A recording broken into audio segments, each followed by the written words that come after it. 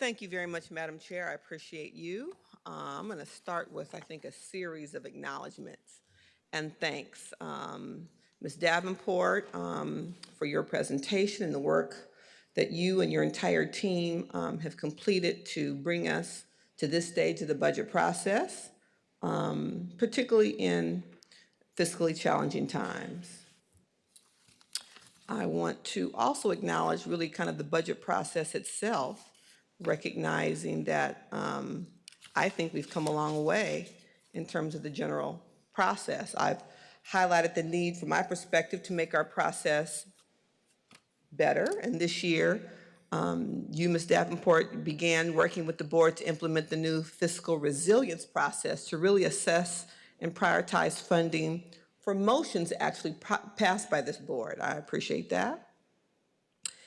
And I'm clear that the steps in the process are still being developed, and timeframes are being set up for each kind of process. But generally, I think it has created an opportunity for increased transparency.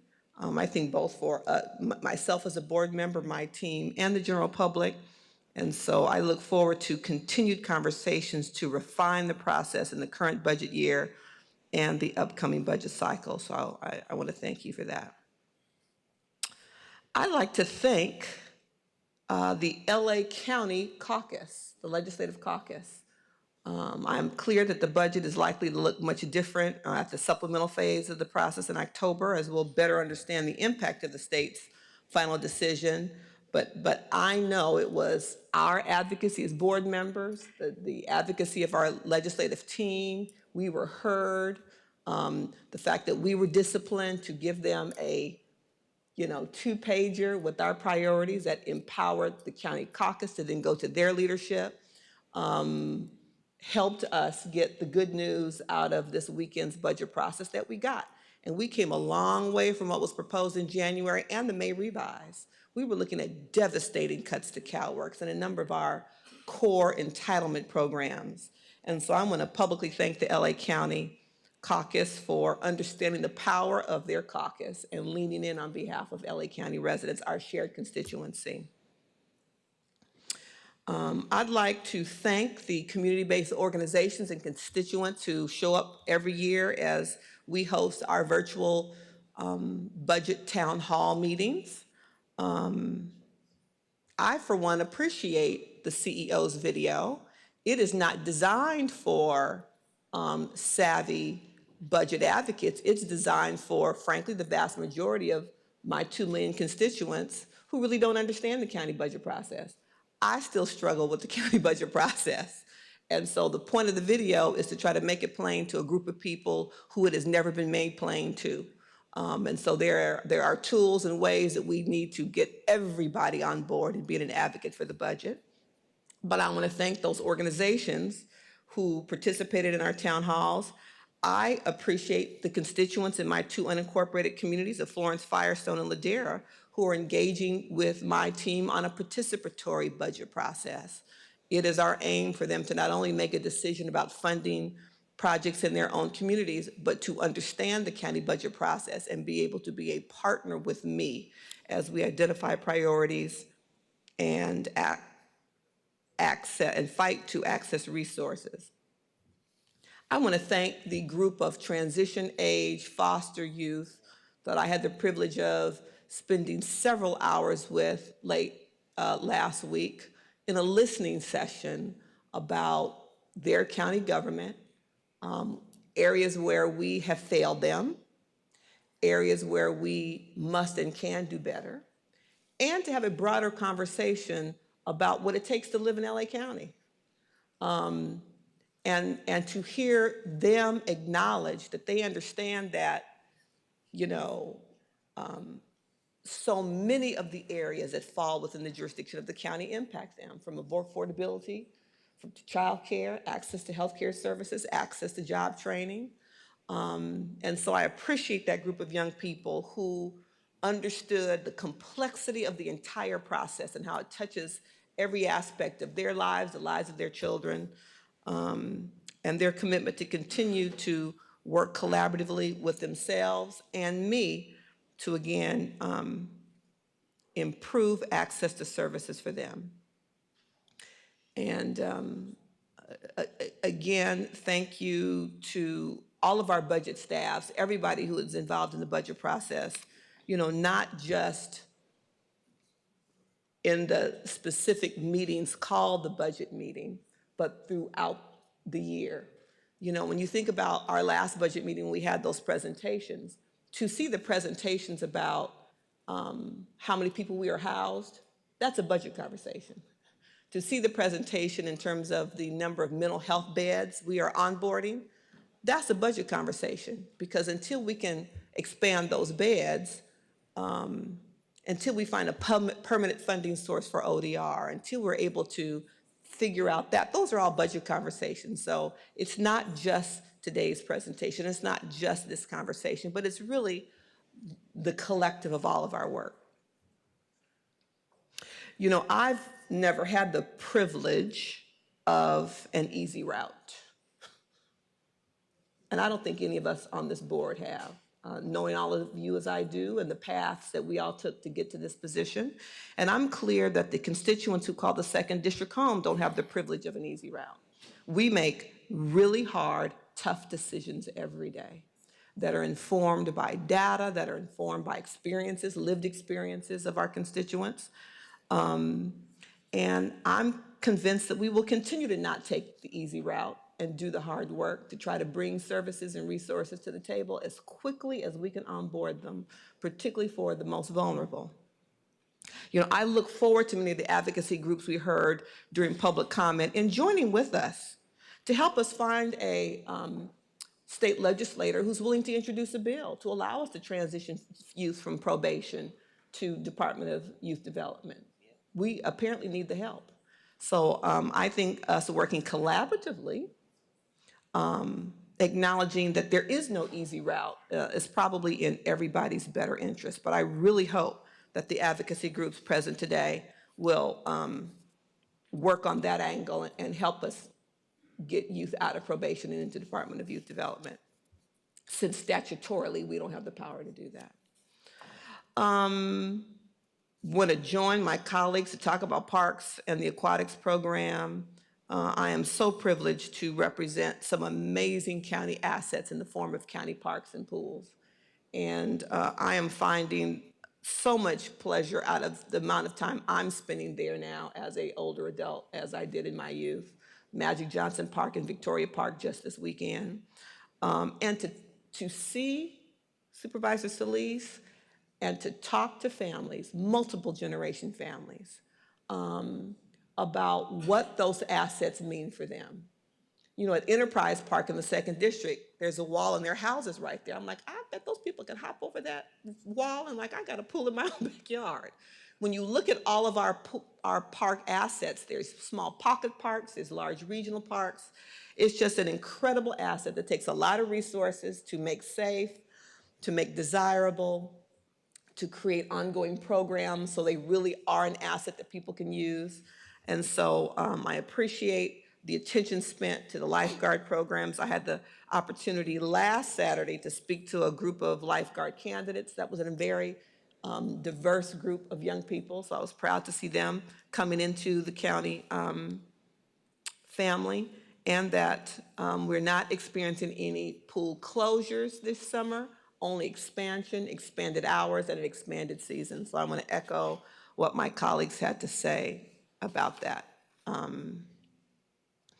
The Office of Labor Equity in the Department of Consumer and Business Affairs appreciate the resources to enforce the new Fair Chance hiring and Fair Workweek ordinances, as well as the enforcement of our existing wage and hour laws. OLE is an integral part of ensuring that our most marginalized workers are being paid fairly for their work. So I appreciate this budget, including that. Again, the 28 new administrative and program positions for Department of Youth Development going forward, allowing flexible use of existing department funds will be critical for supporting an additional 15 administrative and program positions. Again, looking forward to working collaboratively with the community to get the state to empower us to direct more youth to DYD versus probation. Public Works and Vision Zero. By utilizing 20 million in county road funds, I see that as a critical racial and public health equity investment. Traffic violence across this county appears to disproportionately impact Black and brown communities, and it's going to take an intentional, concerted effort to disrupt this trend. So I was pleased to see that DPW has successfully been awarded tens of millions of dollars through the Safe Streets and Roads for All and various active transportation program grants. However, Vision Zero was not awarded any general funds in the final changes budget, and I'm concerned that we are not funding this crucial program appropriately. In the second district, street takeovers, racing, and pedestrian deaths are the highest in the second district compared to countywide for a variety of reasons, but I will continue to look to funding for Vision Zero to save lives. I appreciated the 24 positions and the 12.6 million to support Pathway Home through the Department of Public Works to help us support our unhoused family, friends, and neighbors. And it's important that we're addressing this and tackling this issue with a multi-departmental approach. Those resources to Public Works will help that. And although these investments are helping to house thousands of Angelenos, I'd like to see us push further on Stay Housed LA. In my unmet needs letter, I identified a need for an additional $2 million for the program, and so I hope that those resources can be allocated during the supplemental phase. Once again, I want to elevate the issue of Martin Luther King Jr. Community Hospital and to remind us that, it was a county facility that closed. It is now a public-private partnership that is thriving, and it is providing services it is a regional draw. It is providing services to largely Black and brown people who live in healthcare deserts. And so I'm glad with the progress that we've made as a county to help sustain this asset that is surrounded by hospitals that are no longer providing labor and delivery services. And in that context, their labor and delivery statistics are some of the best in the nation, as reflected by their 5 rating in their federal healthcare delivery system rating process.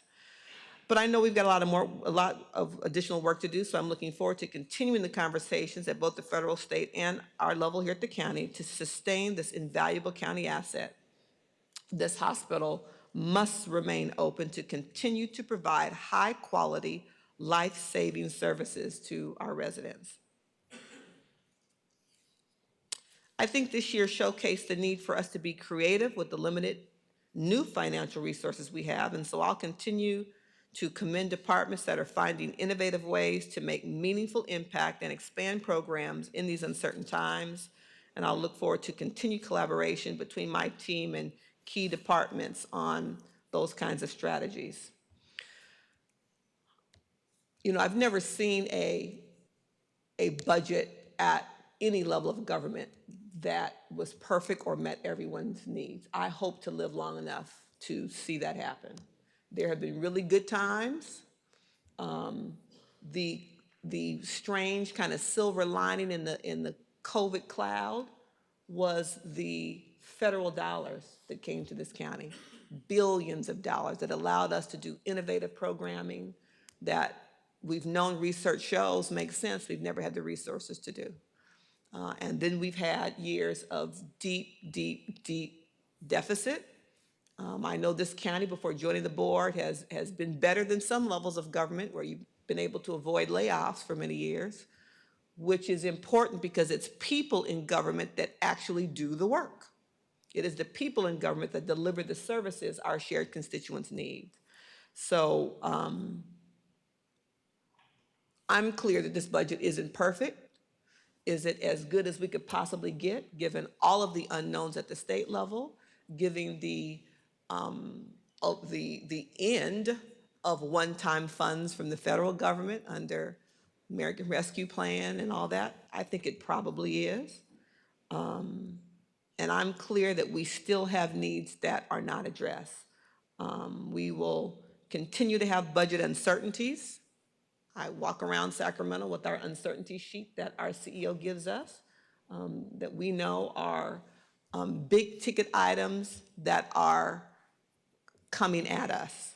And we're going to have we have a duty as a county to make sure that we plan for, anticipate those budget uncertainties, and brace ourselves to pay for them and manage them as best we can, as well as learn from some of those budget uncertainties and create policy to avoid, to the degree we can,